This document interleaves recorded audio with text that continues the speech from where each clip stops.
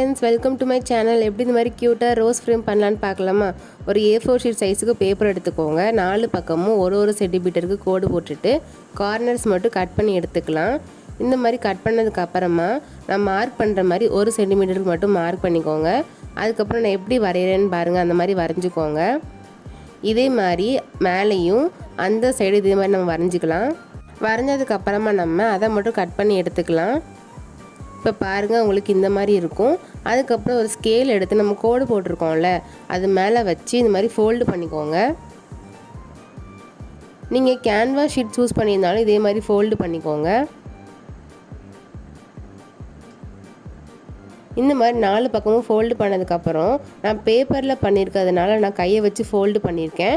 நீங்கள் canvas sheet choose பண்ணிங்கன்னா நீங்கள் கையை வச்சு ஃபோல்டு பண்ண வேணாம், ஏன்னா அந்த ஸ்ட்ராங்காக தான் இருக்கும்.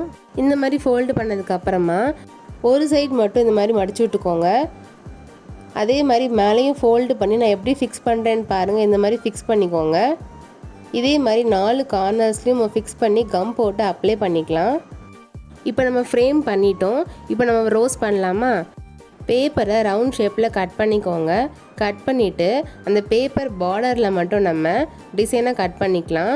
அதுக்கப்புறம் நான் எப்படி வரைஞ்சிருக்கேன்னு பாருங்கள். சென்டரில் அந்த ஷேப்புக்கு கட் பண்ணி எடுத்துக்கோங்க.